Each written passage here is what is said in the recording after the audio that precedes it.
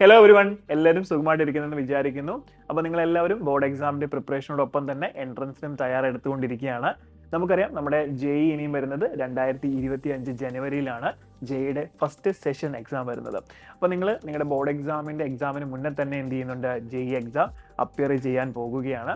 അപ്പോൾ ഇപ്പോൾ മുതലേ നമ്മൾ ആ പ്രിപ്പറേഷൻ നല്ല രീതിയിൽ സ്ട്രോങ് ആക്കിയാൽ മാത്രമേ ആ സമയത്ത് നല്ലൊരു പെർസെൻറ്റേജ് അച്ചീവ് ചെയ്യാൻ നിങ്ങളെ കൊണ്ട് സാധിക്കുകയുള്ളൂ.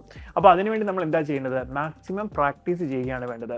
വെറുതെ കോൺസെപ്റ്റുകൾ മാത്രം ഡെയിലി ബേസിസിൽ പഠിച്ചു പോയതുകൊണ്ട് മാത്രം നമുക്ക് എന്ത് ചെയ്യാൻ പറ്റത്തില്ല, എക്സാം ക്രാക്ക് ചെയ്യാനായിട്ട് സാധിക്കത്തില്ല. അപ്പോൾ അതിന് നിങ്ങൾക്ക് പ്രാക്ടീസ് നല്ല രീതിയിൽ വേണം. ആ പ്രാക്ടീസ് എന്ന് പറഞ്ഞാൽ വെറുതെ നമ്മൾ വീക്ക്ലി എക്സാംസ് മാത്രം എഴുതിയതുകൊണ്ടും നമുക്ക് കാര്യമില്ല. അപ്പോൾ നിങ്ങൾ എന്ത് ചെയ്യണം, ശരിക്കുള്ള നമ്മുടെ ജെഇയുടെ അതേ പാറ്റേണിൽ തന്നെ എന്ത് ചെയ്യണം, എക്സാംസ് കണ്ടിന്യൂസ് ആയിട്ട് പ്രാക്ടീസ് ചെയ്യേണ്ടത് ആവശ്യമാണ്. അതിനുവേണ്ടിയാണ് xylem great Indian battles introduce ചെയ്തിരിക്കുന്നത്, അഥവാ GIBs. അപ്പം ഈ വരുന്ന ജൂലൈ 28 ജെഇ ആസ്പിരൻസിന് വേണ്ടിയിട്ട് ഒരു GIBs കണ്ടക്ട് ചെയ്യുകയാണ്. അപ്പം ഈ ഒരു അവസരം നിങ്ങൾ എല്ലാവരും ഉപയോഗിക്കേണ്ടതാണ്. കാരണം നമ്മുടെ എക്സാമിൻ്റെ പാറ്റേൺ എന്ന് പറയുന്നത് എക്സാക്ട് ജെഇ മോഡലിൽ തന്നെ ആയിരിക്കും. 3 മണിക്കൂറിൻ്റെ ഒരു എക്സാം ആയിരിക്കും. അതേപോലെ തന്നെ നമ്മൾക്ക് 20 MCQs അതേപോലെ തന്നെ 10 നമ്മുടെ ന്യൂമറിക്കൽ ടൈപ്പ് ക്വസ്റ്റ്യൻസും ആയിരിക്കും നമുക്ക് ഉണ്ടാകുന്നത്. ആ 10 എണ്ണത്തിൽ 5 എണ്ണം മാത്രം നിങ്ങൾ ചെയ്താൽ മതി.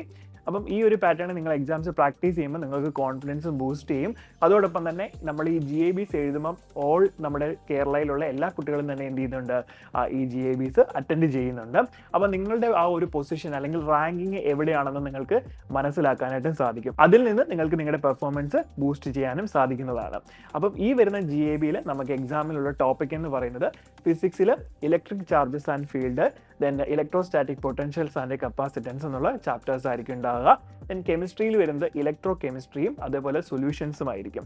മാത്തമാറ്റിക്സിൽ relations and functions and inverse trigonometric functions എന്നീ ചാപ്റ്ററുകളുമായിരിക്കും. അപ്പോൾ നിങ്ങളിപ്പം പഠിച്ചുകൊണ്ടിരിക്കുകയാണ്. അപ്പോൾ നിങ്ങളുടെ പ്രിപ്പറേഷൻ നല്ല രീതിയിൽ തന്നെ സ്ട്രോങ് ആക്കുക.